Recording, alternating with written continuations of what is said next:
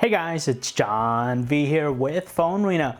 Owning a smartphone today isn't cheap. You could easily start at 800 bucks. Picking up a flagship smartphone of some kind, that could easily balloon upwards of around 1,000 bucks, depending on which model you go with, obviously.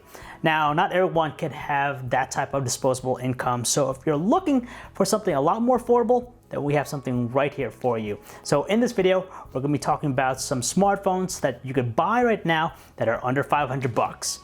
Sporting a unique look amongst other phones in the landscape, no notches with its unconventional 21:9 display, and even a telephoto lens that's quite rare to find in a mid-range device, the Sony Xperia 10 Plus offers some decent value with its $430 cost. With its super wide 21:9 aspect ratio, there's the convenience of using two apps side by side with plenty of room for both apps to switch back from one to the other.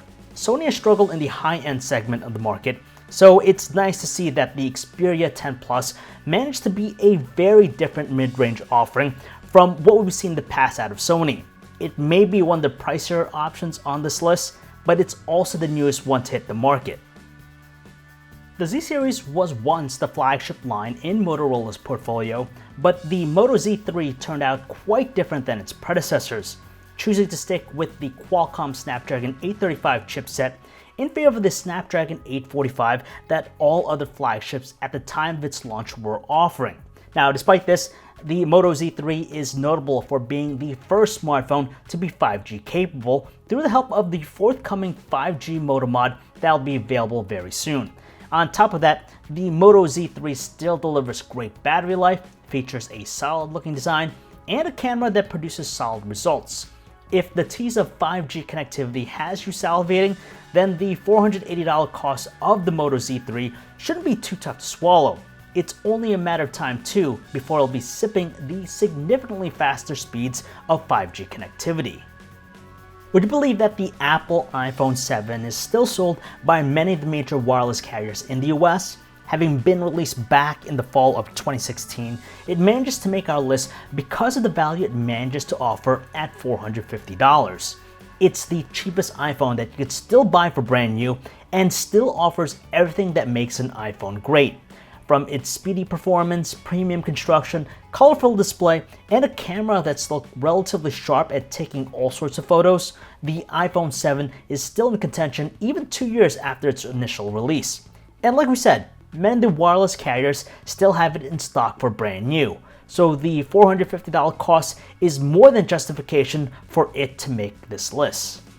Now, if you're looking for a smartphone that'll get you through the longest of days, with plenty more left in the gas tank by the evening, then you need to check out the Moto G7 Power, one of the latest in Moto's G7 series to feature an astounding 5,000 mAh battery.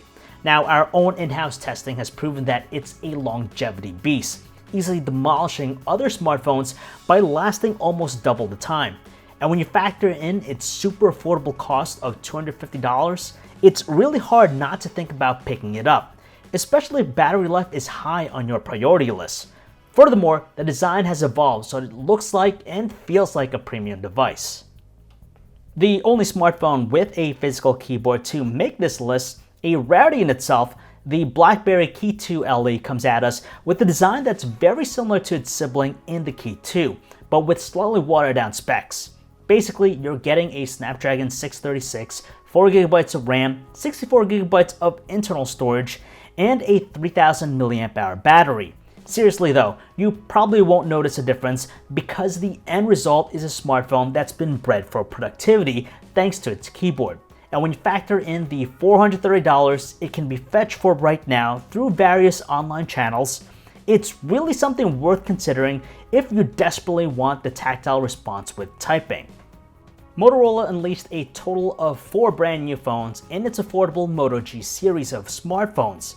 But out of the bunch, it's the Moto G7 that manages to encompass the best of what the series has to offer. At $300 outright, the Moto G7 offers the best price to performance ratio, accompanied by many of the modern aesthetics we see in many of the top of the line devices.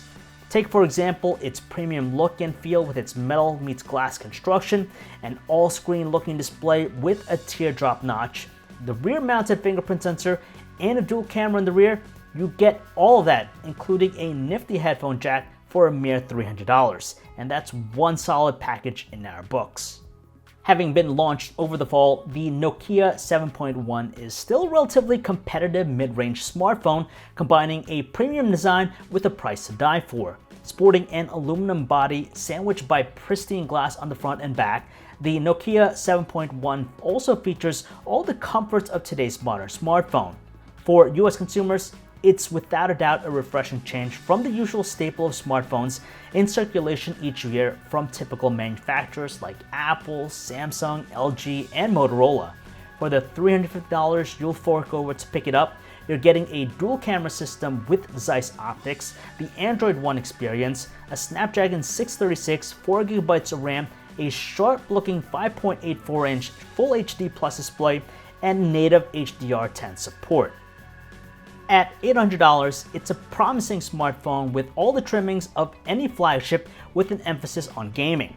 However, it's still a tough sell for those on a tighter budget.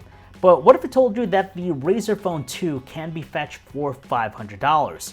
Well, it's selling for that right now, which makes it an even more compelling option given all the premium qualities of the phone, like its 120Hz display, the 4000 mAh battery, Snapdragon 845 system on chip, the 8GB of RAM, and dual camera setup. The specs alone are jewel-worthy, and the $500 cost makes it a serious contender in the value space. New phones eventually get cheaper over time, which is the case with the LG G7 Thin Q. It may be close to a year old now, but LG's flagship smartphone from last year still packs a formidable punch with the versatility it offers. Over on the camera side, it's geared for enthusiasts thanks to its dual camera implementation, featuring a wide-angle camera for wider coverage and true manual controls for photos and video. Beyond that, it even manages to pack a 3.5mm headphone jack. It's powered by the Snapdragon 845 chipset, it features an IP68 water-resistant construction, and it's available in a wide array of palatable colors. All of that for $480 right now through most of the major wireless carriers is just a steal. And that is it for this video, guys. I hope that will help you out if you are on a budget. Those are your best smartphones under $500. And if you want to learn more about any of the phones I talked about in this video, you could check out our website, PhoneArena.com. This is John V, signing off.